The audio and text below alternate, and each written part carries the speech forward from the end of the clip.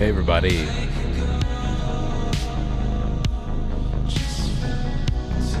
That's right. Like a ghost. Hey, I am here on a Wednesday night. It's a rainy evening outside. It's not too cold though. It's just kind of one of those spring days, spring evenings where the rain comes and it's just, it's cool and damp. And I'm totally with it tonight. It's set the mood in here. And man, I feel great in here. This place has gotten some good care put into it lately. And last night was amazing. It was me, Anthony, Mike, Derek, and we tore apart the band room. Tore it apart. I can't tell you the stuff that we took out of here to throw into the trash. Multiple flatbed dollies. Chairs, everything. Switched the drum sets around, reconfigured the computer. That's going to be wonderful. And it's going to be all part of the mutually, I don't know, every room in this place, I want it to be just technologically interwoven. And I want it to all have a greater purpose. So over the course of the next couple of months, there's going to be greater things, even bigger things in this room happening. And I'm looking forward to that. And it just makes sitting here every night feel even better. Makes it feel even better to know that there's a fully functional studio at my house as well. So there's that. And sometime by, I would say maybe late June, early July, I'm going to drop a little bit more money to officially upgrade all of the cameras in this place to match the quality of this camera. Because Derek found a way, just a chip that we're going to put in to make it all work, because the old computer, the broadcast computer that I just gave up and donated to the other room, that is about to be able to take on all of the big cameras that I wanted to do in here. So I said, all right, great, sounds good. So we have more things to look forward to.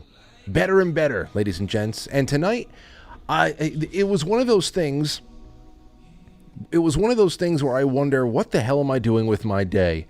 Where I spend 4, 5, 6 hours sometimes just coordinating all of the media and all of the segments of articles and on certain topics that I want to weave together to form a bigger narrative and then, some questions for the audience and stuff like that. I'll spend so much time doing that. I'll get here and just something won't feel right. And I will rewrite the entire show in literally 15 minutes.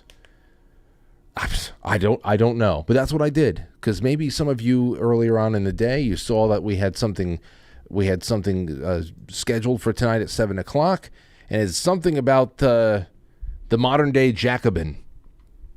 Something about that. Well, guess what? Mind War and the modern day Jacobin is going to be tomorrow with a first half call with Nick Shirley. I figured, you know what, all this goes better tomorrow. It complements what I want to do tomorrow a little bit better with our first half guest and Nick. I just feel better about pushing this all off. What am I going to do tonight with? Well, thankfully, I already had a few things in mind that I can go with. I do want to open up a hotline for anybody in Texas that is affected by these wildfires, because I see it's already become the second largest wildfire in Texas state history. So anybody out there who is near the area, who has some, firsthand information and all that, I have a hotline open for you right here. It is 914-369-1236. That's wildfire hotline for anybody in Texas. And then, and I also want to start taking calls, just general opinion calls, but also I want to take calls from people who live in cities that have really invested in these drug decriminalization ideas and initiatives, like Portland, Oregon. I want to talk about that because I am, I come from a little bit more so a libertarian ANCAP perspective on drug criminalization, decriminalization. But there's something to be said about why. Is that just because, is what we're seeing the failure of drug decriminalization experiments in places like Portland, what is that? Is that just because of Our inability to, what is that about? There has to be some missing story to this. Now, there's a lot of people out there saying that people are moving into places like Portland because they're literally getting paid to do drugs, whereas other people say that the idealism behind the decriminalization programs in places like Portland, Oregon, was about being able to get people help better and not just throwing them in jail. So that just can't be the case. Something has gone wrong along the way, and I want to talk about it. I just want your general opinion on it, because I know that we have people that have probably approached this from all sides of the spectrum, from it should all be decriminalized to this needs to be cracked down with the heavy hand of the law even harder than it ever was in our history. I'd like to see what we got out there.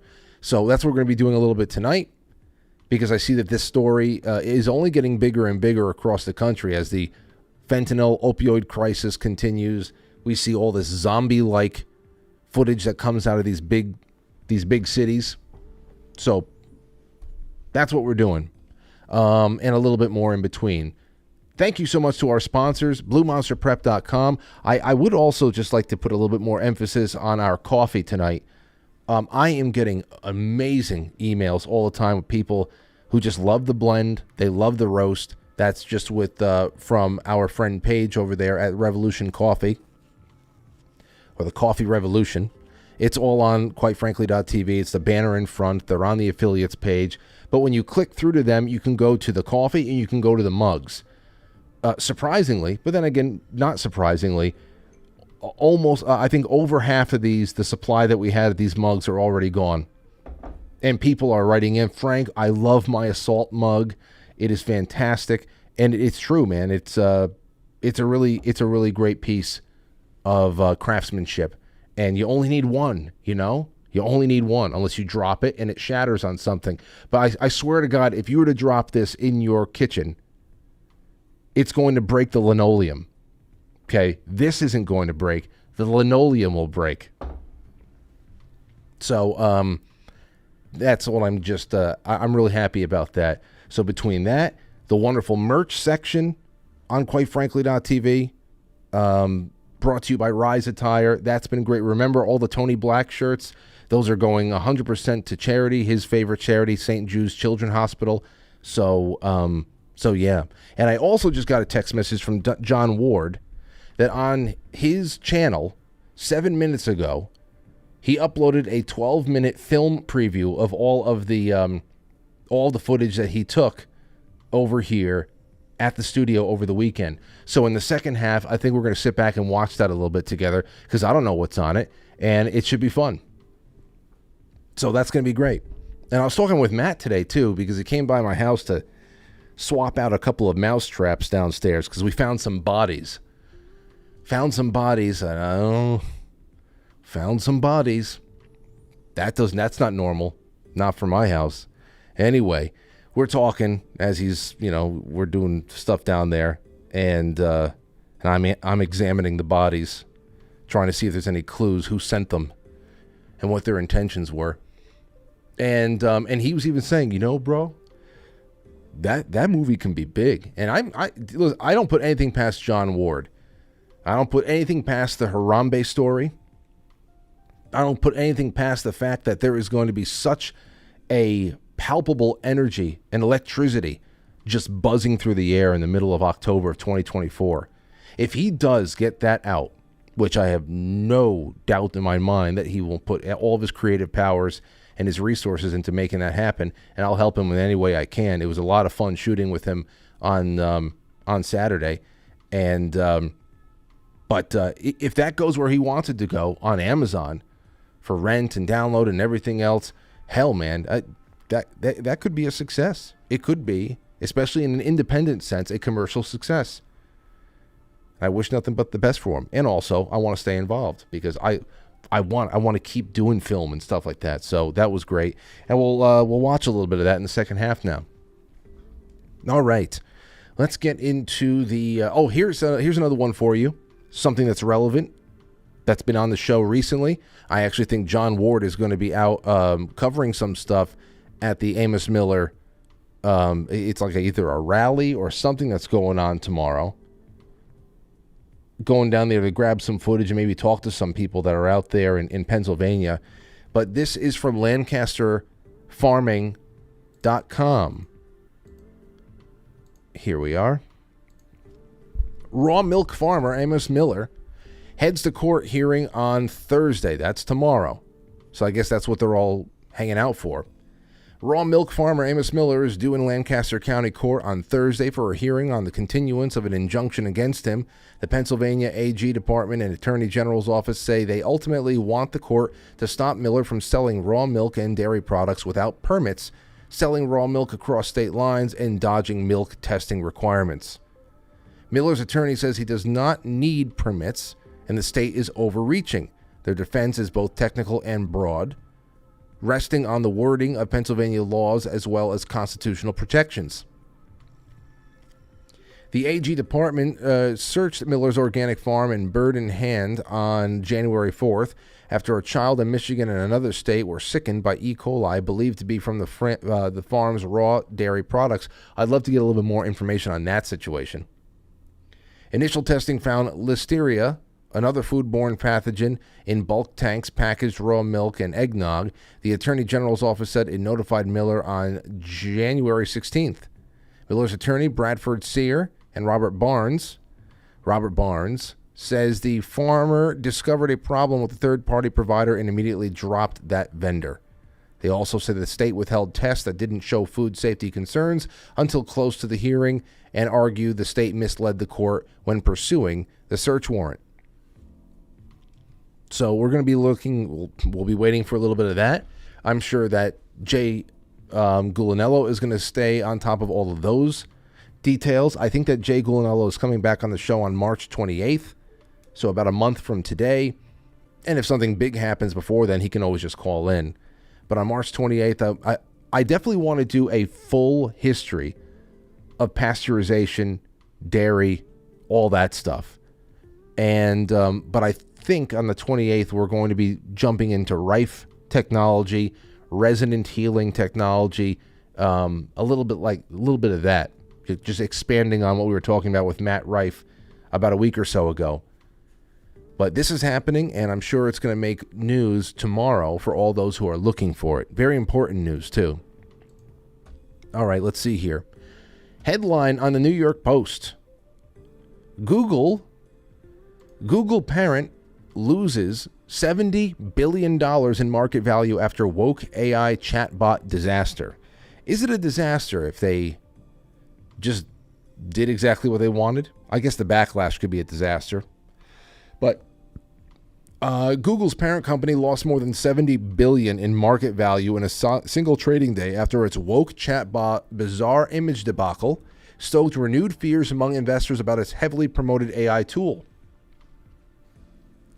Shares of Alphabet sank 4.4% to close at $138.75 in the week's first day of trading on Monday. Google's parent stock moved slightly higher in pre-market trading on Tuesday. The massive hit came after Google was forced to pause its Gemini chatbot's image creation tool, which was churning out factually and historically inaccurate images such as black Vikings, female NHL players, diverse versions of American founding fathers, and even an Asian woman dressed in Nazi-era German soldier's uniform. That's right. The Asian woman Nazis. That's how important it is to have everything diverse. You know, that would be considered a backlash or a disaster for a leftist who's in control of stuff like this, because of course they only want the bad guys in history to be white. You know, they don't want to make that diverse, right? So they don't care about slipping in this. Everything you see on Netflix and Amazon or whatever the hell these original series that they're producing over there, so many of them are set. They're like period pieces from like the Victorian age and all that other stuff. And there's just black aristocrats all over the place hanging out with all of the pearly white aristocrats, and they're all falling in love and interracial relationships. which of course, it's just ridiculous in its projection. I don't care about two people falling in love and starting a family if they're not of the same race, that's, or ethnic background. But it's just as far as what the mechanism, what the machine churns out, it makes perfect sense that AI is doing it. The AI might just be writing all of these new Netflix series too. It's just a reflection of everything else we see. What else? So there you go. There's a little bit of funny follow up on that one.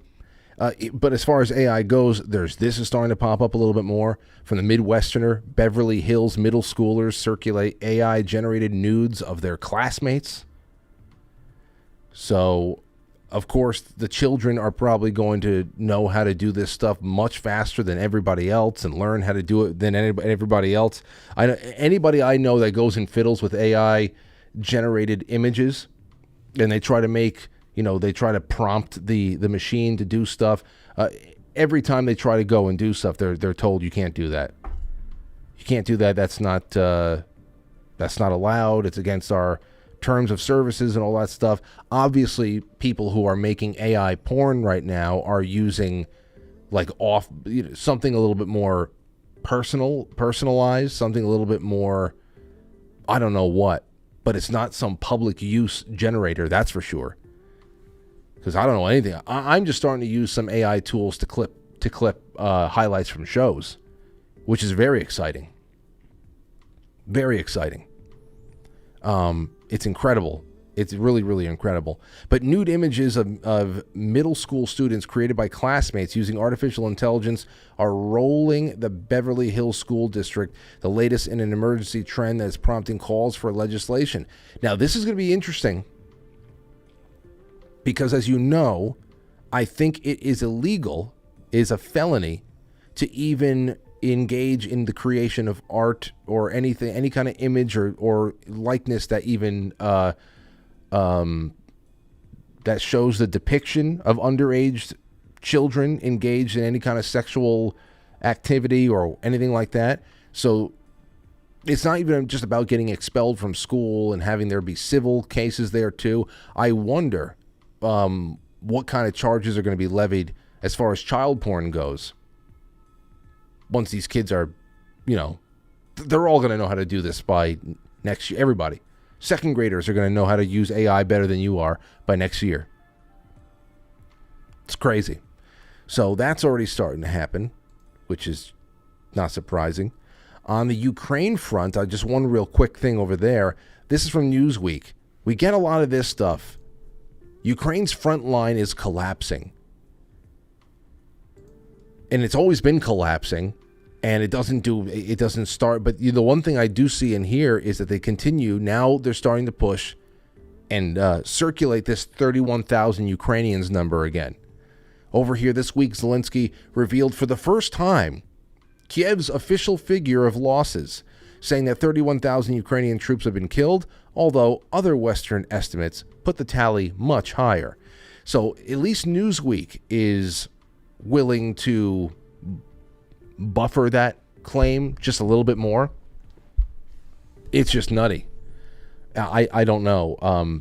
It's just nutty to see that they're actually running with that number, guys. You remember in 2008?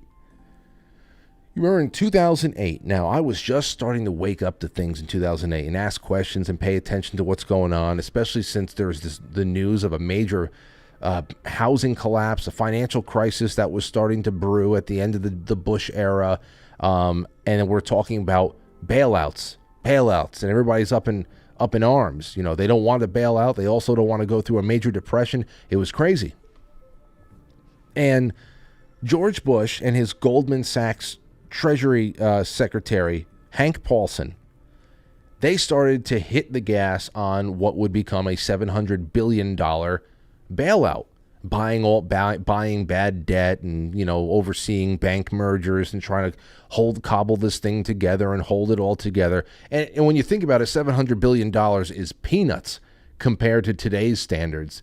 But anyway, I had to go and find the quote on this because I remember Just like social distancing and all that other shit, there was nothing scientific about it. So I found this one clip.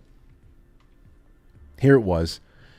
When a reporter for Forbes magazine asked a Treasury spokesman last week why Congress, this is back in 2008, why Congress had to lay out $700 billion, the answer came back, quote, "It is not based on any particular data point. We just wanted to choose a really large number," end quote. And that is how scientific the theft of billions of dollars is, hundreds of billions of dollars is, and no one still has gone to jail 20 years later. Nearly 20 years later, still no one's gone to jail. Nobody will. So I guess it doesn't surprise me that they would pick an arbitrarily low death count, you know, on the opposite side of things, an arbitrarily low death count to continue marching toward whatever end game has been laid out for us over there in Ukraine. But anyhow, that's all I have for you in the opening. Let's start this intro, and I want to get into, I want to open up the lines for Texas, and I also want to open up the lines for people who are in drug decriminalization zones. I want to know what your experiences are, the good, the bad, the ugly, and just general thoughts, no matter where you are in the country, general thoughts on what has been done, what needs to be done, and what will never work. All right? We will be right back. Don't go anywhere. Open up my thing. Open up. Susie, finish this opening.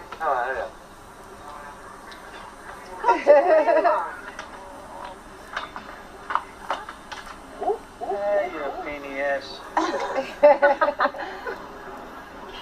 Look at mommy. Look at mommy. Say hello, mommy. Yeah. Hey, Frank. Hey, Frank. Another envelope.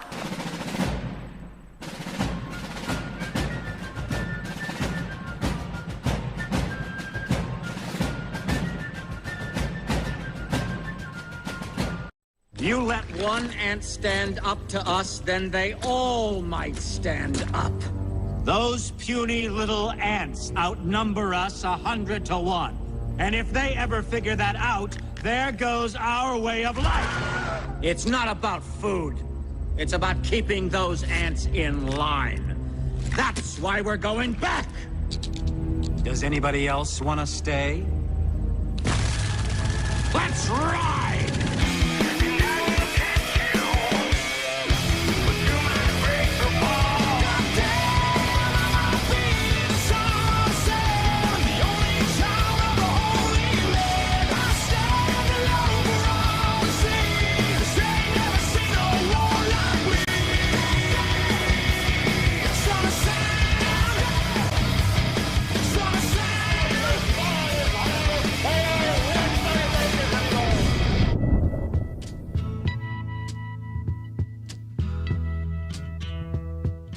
Okay. All right, ladies and gentlemen, welcome back to the show. Thank you so much. Thank you so much. Oh, you know what I'm going to say real quick? We have these wonderful stickers in now. And here's what I'm going to say until I figure out another way to like distribute them to people who are, I definitely want to get them out to people who send in PayPals,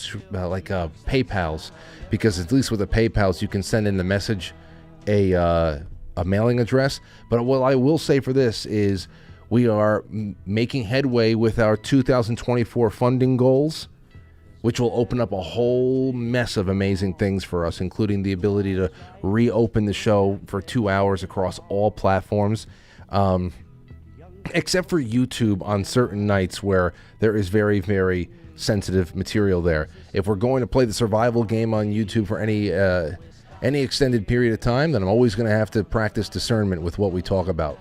So there might still be nights that we have to jump off of YouTube, but we'll be on everywhere else. Still, anybody who signs up for Subscribestar for as little as $5 a month on Subscribestar, I'm going to not only welcome you the way I usually do, I'll send you a direct message, but I'll also ask for your mailing address, and we're going to send you a nice little pile of stickers. And for those of you out there who travel a lot and you want to put stickers all over the place, you get in touch with me. Get in touch with me, or send a PayPal tip and put your address in there. I'll send them to you. I want to see these. I don't care about making a profit off of any of it. This stuff I'll probably always take a loss on, and I don't care, because I want to see these stickers on rest stops. I want to see them in rock club bathrooms. I want to see them on street lamps in Amsterdam. I want to see them in bathhouses in San Francisco. Let's get these stickers out there. So there's that. Become a sponsor on Quite Frankly Subscribestar. All those links are on the Sponsor Us page on quitefrankly.tv. All right, here's another thing I wanted to throw out there before we get into our two main topics. This is a new Netflix documentary series that I've been talking with Frank and Jim Zell about, and I got to watch it. He uncovered a rogue CIA conspiracy, then he was found dead. Netflix has just done a series on Danny Casolaro and the octopus. This is huge because, of course, whenever Netflix puts something out, whether it be Michael Jackson to Jeffrey Epstein or anything like that, I always just roll my eyes and let them have their fun. But there have been some things that they've done really great. Fear City, we talked about that on the show. They did the Sons of Sam really, really well. And Frank Zell has already watched the entirety of this Netflix documentary on Danny Casolaro, which we did. You remember we did this broadcast, I think it was last year, probably last spring or something like that. Me, Frank, and Jim, we did this entire thing on Danny Casolaro and that whole story of the octopus.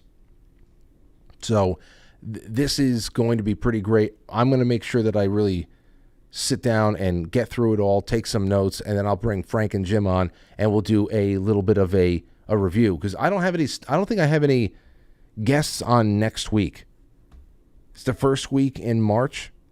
I don't think I have another scheduled guest on until March 6th, and that's Megan Fox. She's coming back to do some court reporting. But just putting it out there that I'm going to be watching that soon, and we'll be talking about it. So if you want to be hip on what's in there and you have some questions that you want to bring up that night, then please, by all means, go and check that one out. I will. All right, here's another thing. The wildfire right now grows into one of the largest in Texas history as flames menace multiple small towns. Cluster of wildfires scorched the Texas Panhandle on Wednesday, including a blaze that grew into one of the largest in state history as flames move with alarming speed and blacken the landscape across a vast stretch of small towns and cattle ranches. And I heard that the Panhandle is a huge is a huge part of agriculture in Texas. I just tend to I don't know too much about any state other than mine, and even that, what can I tell you about New York, other than where I live? But from what I learned today, so much of the agriculture that is conducted in Texas is over there in that Panhandle. I didn't know that. I thought it was like kind of like spread out and all, but you learn things along the way. So if you are in the area, if you're out there, if you know anybody that's responded to it, anything you want to share about it, I have the hotline set up, 914-369-1236. So write that one down. I'll leave that open for a little bit. And then we're going to get into this topic now. Here it is. How Oregon, this is from The Guardian. Okay. This is from The Guardian, not too long ago, maybe about a week ago. How Oregon turned on its own trailblazing drug law, not the utopia we were promised. Holding his 5-month-old daughter, Danny Schlabach sways gently on his feet in their small room at a youth shelter in Eugene, Oregon. Housing has been a constant challenge in his life, given his history with drugs, addiction, and arrest, and his troubled relationship with his daughter's mom, and he marvels at his luck in finding a place to live that's safe, free, and comfortable. I never want to live in a car with my kid, he says, but I've seen how it happens. The shelter where Schlabach and his daughter live is run by an organization called Looking Glass and is funded primarily through Oregon's Measure 110. When voters approved Measure 110 in 2020, they made Oregon the scene of a novel social experiment in the U.S. by decriminalizing the possession of small amounts of hard drugs and funneling hundreds of millions of dollars into the substance abuse treatment.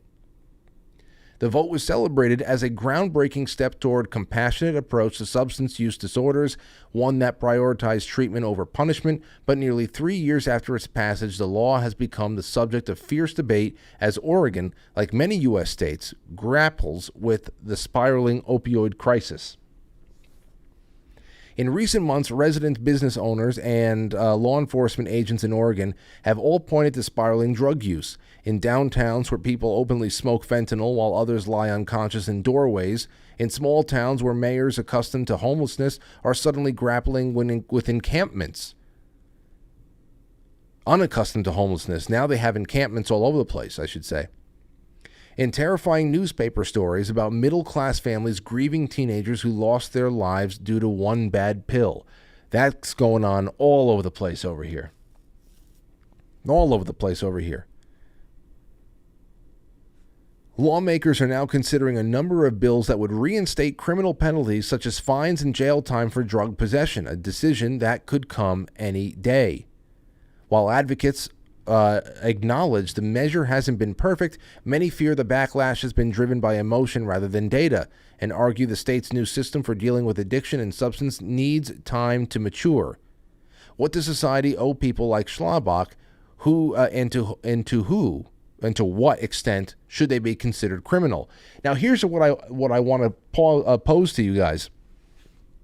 This Schlabach guy in here, who has custody of his child, obviously the child's mother has issues, and he's grateful that he's in a place that has been set up that's free, clean, and safe, where he can be there in sobriety with his child, and there they are. That's not somebody that doesn't seem like somebody that would apply in this case as far as being considered a criminal. Even those out there who are dope sick and need help, I still don't think that for them, it should be about harsh penalties and all that other stuff. I always wondered when I talk to my libertarian friends who want, decriminalization and legalization across the board, I always wonder, is there any line for those who are producing and distributing the hard stuff? Like people who are in possession of mountains of cocaine and fentanyl, where like a speck of dust, like a couple of, specks of it can take somebody out. And, is that, as far as production and distribution, is that where you can be hard-nosed about it? I'm just trying to figure out where this is all going wrong. Because the other reporting that we're getting out of places out of Portland, at least I've heard just the homeless speak in front of cameras, that they're moving to places like Portland from all over the country because, as they said, they're being paid to do drugs. Now, I went and looked around. I tried to look at what the inner, I didn't have too much time with the 20 minutes that I had to throw the show together, but I already had some notes, obviously. Measure 110, I was trying to figure out where there was, cash exchanges, no strings attached cash exchanges between people and, drug addicts or whatever the hell it was. Why is it that people out of the state of Oregon are going there to have their drug habits subsidized in a place where the police are not going to bother them? So, they ask the question, is this a bold vision or a dystopian nightmare? And I go down here. Recent federal data shows Oregon had the steepest increase in the country's overdose deaths since the pandemic started in 2020 by a staggering 1,500%. Nearly 1,000 people in Oregon died from opiate overdoses in 2022. Public health officials warn the crisis shows no signs of abating.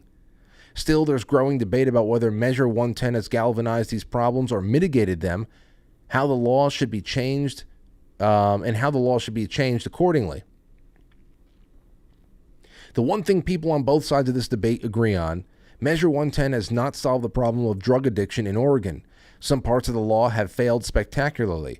A hotline set up for people to call as an alternative to receiving criminal penalties, meant to provide an on-ramp to treatment, has been widely acknowledged as ineffective. A report by Oregon Secretary of State showed that given how few people used the hotline in its first year, each call cost roughly $7,000. There's no quick fixes to the crisis we're in. I'm confident that without Measure 110, things would be far worse, which seems to just be a mentality that a lot of people are in for all things that are state mandated, if you know what I mean. Oh, can you imagine how bad it would be without this so-and-so or the this and that? Now, anybody who's in these areas, call me, 914-200-0269. If you are, if you've been in that scenario, if you've been in that situation, were you homeless? Were you addicted? Are you in recovery right now? Any perspective on this from any angle, I'm willing to look at it. Do you think that it has to be even more hard-nosed enforcement and punishment? Do you think that we really have to truly just take our hands off the wheel and let everything go? I want to know where you're coming from. Here is a video I'd like to watch a few minutes of. This is from April of last year that I kept for a night like tonight. Has to do with the city of Portland and their approach to this crisis. Listen to this. Good morning from the beautiful It's from cbnnews.com. This is Chris Rodriguez. city of Good morning from the beautiful city of What's going on here? 6.5 minutes long. Play. Good morning from the beautiful city of Okay. Well, just give me a second because that's ridiculous. Son of a bitch. Anyway, call in the meantime, 914-200-0269. And if you are in the Texas area, you have a little bit to say about what you're seeing out there and what people are telling you or whatever, please give me a buzz. And that is 914-369-1236. Where is my... Here we go. I got the video back right over here. Let me take a call first from... Hello? Hi, Frank. It's Nanette. Razel. Hello, Razel. So what do you got for us tonight?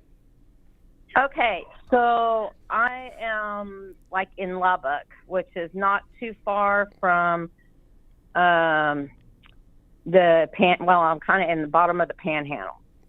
And the news, they just keep telling you the same thing.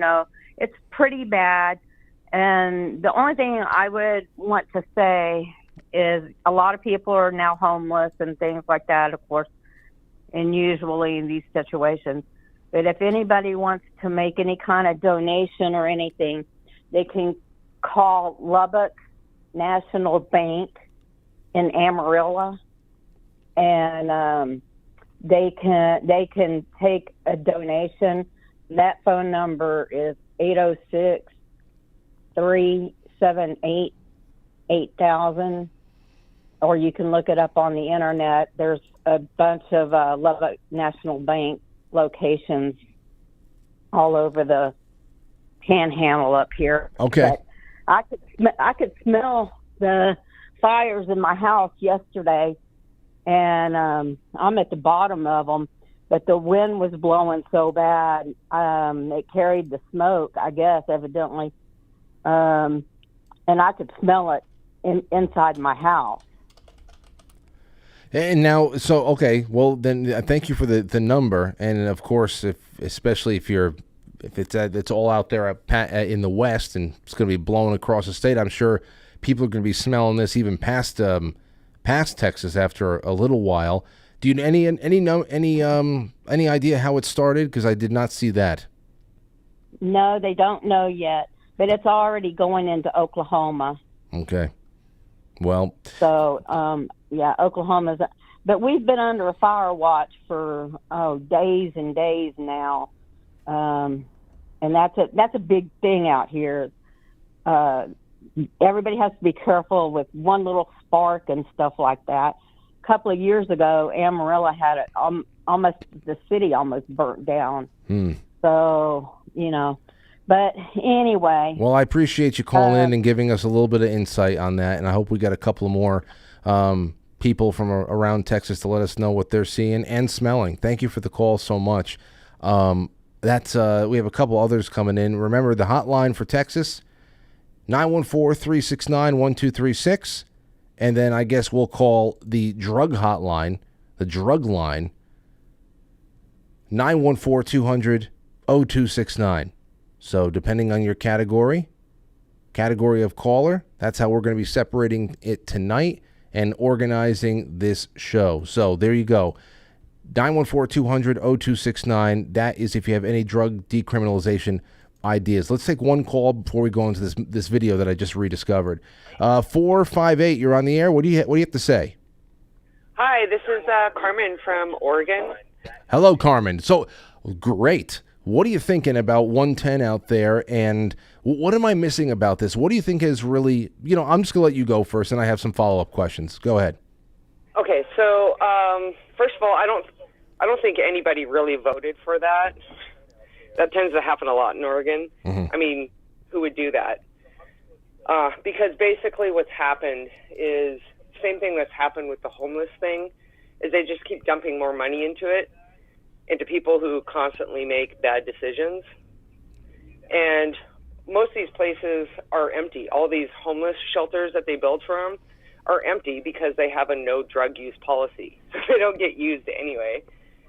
So they don't get. So let me wait. For anything. Yeah, let me ask you this, Carl. And first of all, if you can please just turn down the show in the background, that'd be wonderful. But you're talking about empty shelters. I just read that the hotline that they send up, nobody's calling into, which means that all the money that was pumped into the hotline is really just being wasted. It's crazy to think about that. There's so few people calling that it really the cost per labor is really like $7,000 a call. But what I don't understand is what created the situation where the homeless, the drug users themselves, have many times over the last couple of years gotten in front of cameras and said, it's great over here. I'm from California, I'm from Nevada, I'm from this place and the other. They're traveling hundreds of miles to go to Portland because they said the cops leave them alone and they're essentially paid to do drugs. Where does the compensation to do drugs come from? If not directly, then indirectly, how are they working the system? We don't know. I know that they're getting food stamps. I know that for sure. And then they have places set up where these people, I mean, if you ask them, they'll be like, oh, I can wake up and do drugs.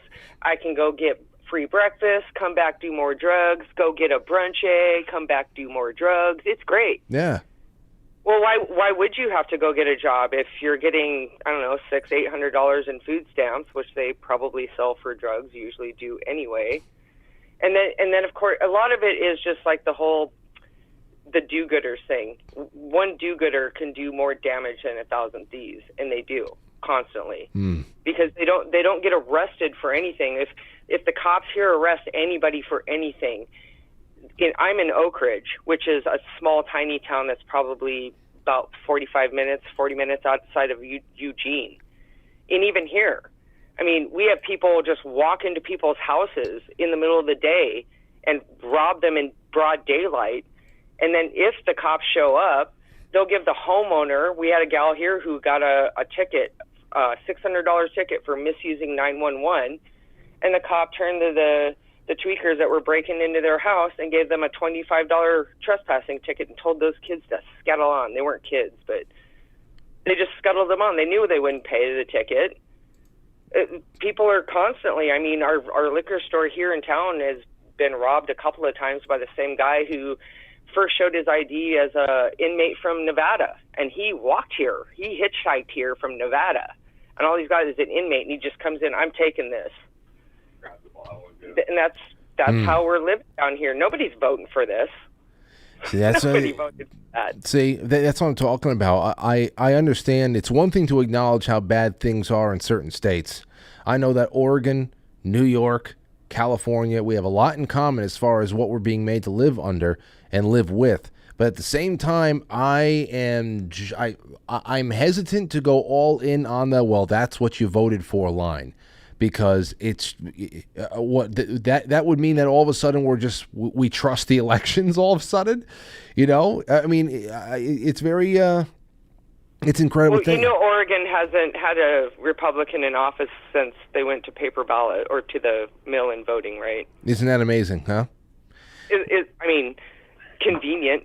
Yeah. Well, there is such thing as demographic trends. They are real. You have to imagine that. But as far as what we're seeing, and I really think that there's less and less involvement of the people altogether. Thank you for the call tonight, and all the best to you guys over there. Thank you, Frank. All right. There you go. I want more like that, and from different perspectives. Are you in the same city, Portland, or are you in Philadelphia? Are you somewhere in New York? Anywhere that this is happening, from what side? Are you a police officer? What have you seen? If you're in law enforcement, what have you seen work? What have you seen fail, and the reasons why? Are you on the side of I was addicted, I was using, I was the beneficiary of that, or I saw how bad it was, it didn't work? Call in. It is up to you how good this show can be. Give me a buzz. Take a listen to this for a little bit. This is from cbnnews.com. I found it's a 6-minute video, but we'll just watch a couple of minutes of it. Here you go. Good morning from the beautiful city of Portland, Oregon. These are images and video from an army of citizen journalists in Portland who have been documenting a city in decline. Public drug abuse, addicts sprawled on the sidewalks or wandering the streets, tent encampments on many street corners, and fires seen burning along the roadways. You see, this is what my libertarian anarcho-capitalist friends will tell me wouldn't happen. And if this happens, it wouldn't happen. It wouldn't happen that way. Which is why, when I look into it, I'm looking for the hook that made this possible. That it's just gotten worse and worse, that people are actually, moving to these cities. If it was all decriminalized, would they just stay where they are and hide? I want to know. Because it's this right here on the surface of it does not bode well for the decriminalization, legalization front of things. And I would like to hear people on that end to say what we're missing here and what Portland did wrong to incentivize horrible behavior instead of actually, because when I think about this, I'm saying, okay, there's got to be a very simple way to not treat drug addicts like criminals unless they are committing violent crimes while under the influence. If there is a violent crime, a theft, an assault, anything like that, I'm sorry, you don't get a pass because you're a drug addict. You're going to face penalties because of that. But for the act of merely just being addled by addiction, that's something I don't think that you should be destroyed over. So if there's a way that a state can figure out to give a person help without ruining their lives, without ruining children's lives with their prospects of getting hired or their prospects of going to a school they want to go to because of that, I'm always open for that. I think there are far bigger fish to fry than the consumers who find themselves in a horrible addiction loop. But this, there's got to be a missing factor to this, that it is suddenly bedlam. What used to be one of America's most beautiful and livable cities is being slowly destroyed by epidemic levels of crime, drug abuse, homelessness, and mental illness. One local is called Portland an open-air insane asylum. We went to one of Portland's many tent encampments with drug and alcohol counselor Kevin Dahlgren, who's trying to help the city's addicts. Many of the tents you see here are supplied by Multnomah County. Dahlgren believes at least some officials are okay with what's happened to the city. How could they not be okay with it for as long as this has gone on, right? Every day we walk past these camps, we see people languishing and dying on the streets. That is not okay. Every year we say this is a state of emergency, right? But who here is treating it like a true state of emergency? Dahlgren says activists actually put up empty tents to attract more tents. That is a common practice, to erect tents to invite homeless to be homeless, right? And that makes our job now 10 times harder. They will just erect the tents in hopes that a person will find the tent and move inside. During our time with Dahlgren, he met one homeless man who said he was given a bus ticket to Portland by the city of Billings, Montana. Portland has become a mecca for addicts and drug dealers who have migrated here from across the country to take advantage of weak drug laws.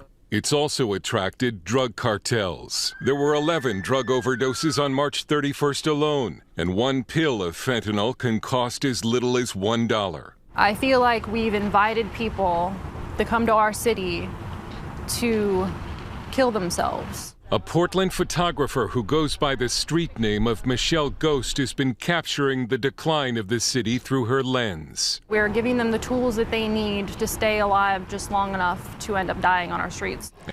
I mean, there's a little bit more over here, and we can watch them for sure. Because it's really compelling stuff. 405, you're on the air. Go ahead. Who's this? Oh, this is Michelle. Hello, Michelle. Hi. I was actually homeless in 91 in Portland, Oregon. Okay. And I can tell you that problem was going on back then. I mean, it has escalated and gotten a lot worse. But I was 17 years old living on the streets. So Michelle, you said 1990? 91? 91. Okay, so obviously this is before fentanyl really showed up. So we know that this is a couple of decades before the introduction of new drugs, even though, right, crack and heroin, that they're just as bad as anything else.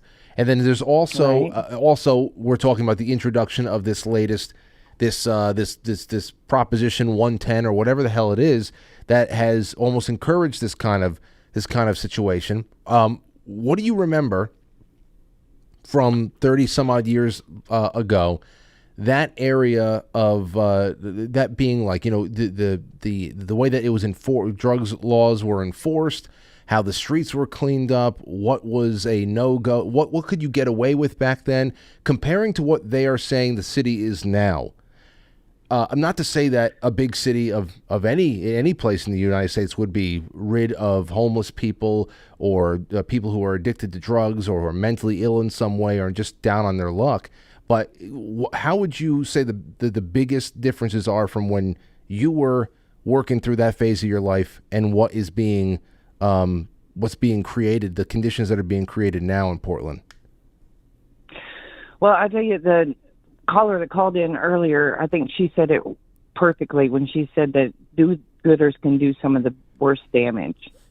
Because I think the biggest difference between now and then was the police they're still the same. You didn't get in trouble for anything. You could get caught shooting up heroin anywhere. The only thing they would complain about is if you put a cigarette out on the sidewalk, you would get in trouble. You panhandling, they didn't care as long as you weren't bothering too many people. But the bottom line is that it was the people that made the difference. It was the shaming, the people who shamed you, the people who would say something to you. You don't have that anymore. You don't have people going, that's wrong. What are you doing? I was literally saved from being trafficked by an old man who, two cops were standing there in Pioneer Square watching this man trying to pit me out, came over and rescued me. You just don't have people caring anymore. That's what I see anyway. Wow. We need to bring shame back. We need to bring caring back. It's like everyone wants to get their phone out and videotape instead of interacting and saying, hey, that's wrong. That's wrong. Don't do that. The policies have not changed as far as I'm concerned. I mean, when I was a kid, you could still go anywhere. You get your free needles and your free cleaning kits and, free meals everywhere. I slept on the streets twice the whole time I was there because there was always some shelter for me to go into where I could shower and shave and do all the things that I needed to do, which was great. And I thank God I got off the streets. But it was just the people who just kept shaming me and making me feel like I didn't want to be here. It was not the ones that were loving on me, telling me everything was going to be okay. It was having some sort of dignity that I wanted to be better than I was. And nobody was sitting there going, it's okay that you're a piece of shit. Here, let me help you be more of a piece of shit. Man, that really cuts to the core of it, don't it? Wow. That is it's a perfect. I mean, that has to be the biggest driver here. It's true. I mean, when you're talking about people that are more apt to take their phone out, take a picture or video, something, post it, and then scream into the digital abyss that somebody needs to do something instead of, exactly, even just expressing a thought that can somehow break the glacial divide between you and them. And just suddenly you're thinking about things in a different way. But a lot of that has been chased out of people because the idea of civil rights has been so grossly perverted. People's natural inclination to want to try to help a person who is in a hard spot, especially a person who just needs a little tough love, that has been just chased from their system because there's consequences for them. Oh, and I think biggest thing is we're run by fear these days. Everyone's afraid. I mean, even if I do something, what if something happens? I mean, we just have to get a spine if we want this thing called America to survive. We're going to have a spine and just stop worrying about people's feelings, because at the end of the day, your feelings are not going to feed you. They're not going to take care of you. And I am so grateful for every person who rolled their eyes at me, who said some snide little remark to me.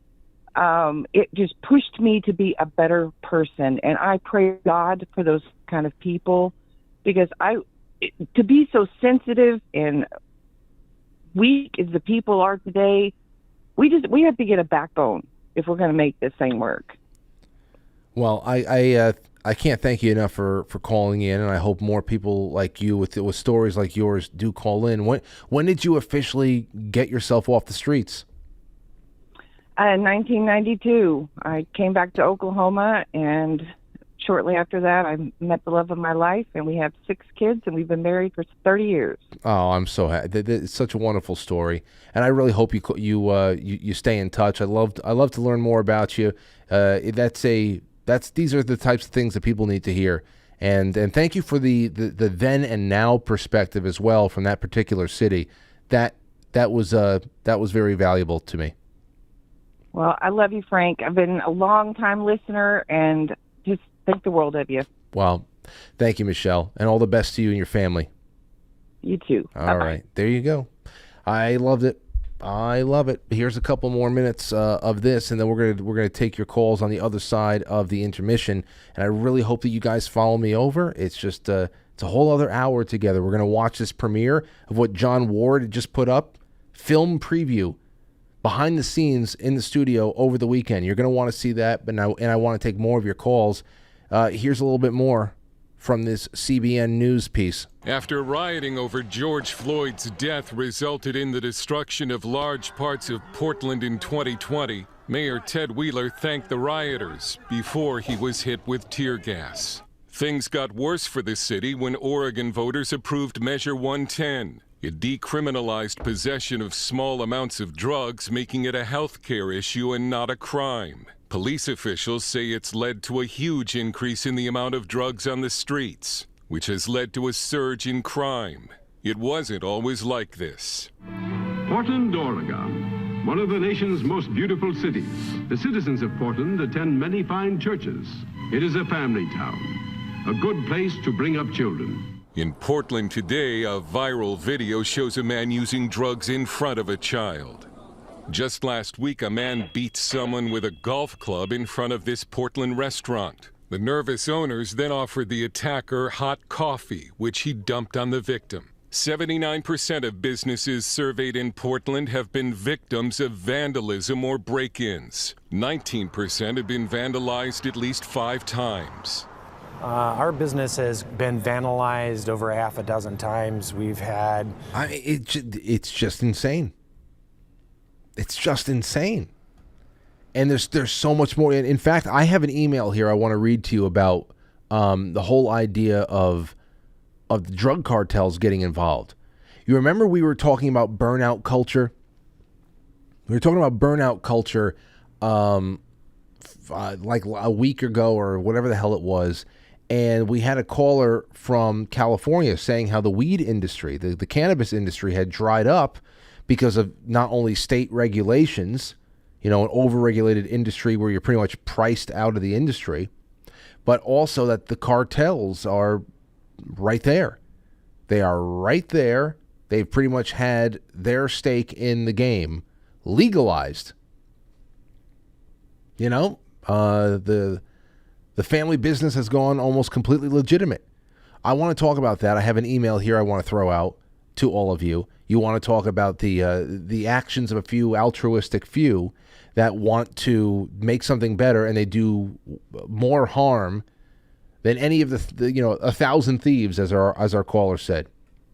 One do-gooder versus 1,000 thieves. So all of that and more on the other side of this break. And I just want to say, ladies and gentlemen, if you enjoy and really, really resonate with new media, I encourage you to put some skin in the game and support an independent media operation like this, or any one that you enjoy on the regular. So at bare minimum, please give this episode a like, a share, and comment. Ladies and gentlemen, comment on show topics in the comment section of wherever the hell you see the show. YouTube, Rumble, BitChute, doesn't matter. Commenting is incredibly important. I don't know why the Rumble's chat is such a ghost town. They say there's always nearly 1,000 people watching and there's like 3 people chatting. I'm telling you, I don't trust any place anymore. I really don't. As far as metrics go. That's why when people say that they meet Franklies out on the street, they meet audience members out in public, that is the only thing I pay attention to. I don't know what the hell's going on. But please comment and be involved. That would be wonderful. Also, give us a high rating and a nice review on iTunes, on Spotify especially. It's simple. It's free ways that make a lot of difference in the way that we become visible to new podcast audiences and all that. And everything else is on quitefrankly.tv. There's the sponsor us page for those of you who would like to become a VIP supporter. All monthly sponsors get universal perks. That includes monthly access to Sunday streams, book clubs, giveaways. And there's plenty of specialty tiers too, like Patreon and Subscribe Star, Pen Pals. I just sent out all of my Polaroids today. Oh, the Polaroids this month were good. Last month I did a Polaroid with Aurora's horse. We got her a horse to stick with a horse head on it. So she's galloping around the living room. I made a good one with that one last week, and then this week the horse came back. So, and there's plenty of room on the Polaroids for new people there. But anyway, thank you so much. Remember, if you become a sponsor, especially on Subscribestar, I'm sending you stickers like a MF. All right, we'll be right back. I'll see you on quitefrankly.tv or pilled.net. The rest of the show is available exclusively at pilled.net. Follow the link in the description of the episode, get signed up, it's that easy. Or head on over to quitefrankly.tv, just press play. No paywalls, no censorship, no strings attached. So head on over, quitefrankly.tv, powered by Foxhole, and pilled.net.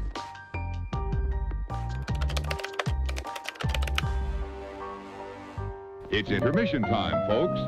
Time out to press the like button. Thank you. Ladies and gentlemen.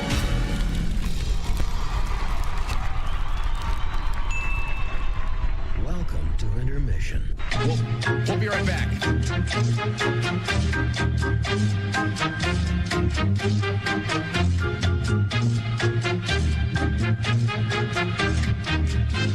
Yeah, intermission.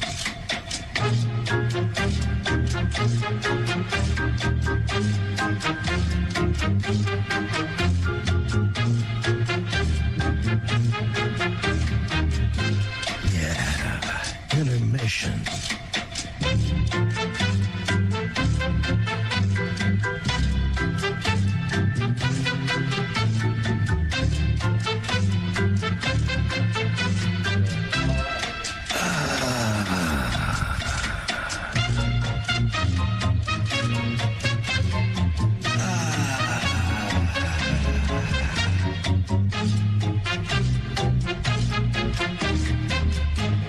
entering, quite frankly. Quite frankly. Quite frankly. Quite frankly. Quite frankly.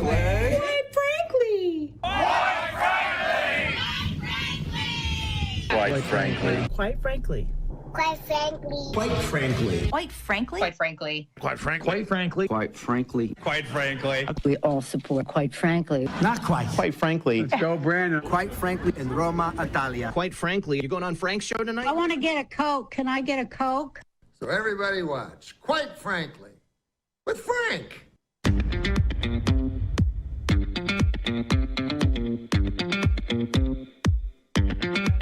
Quite frankly.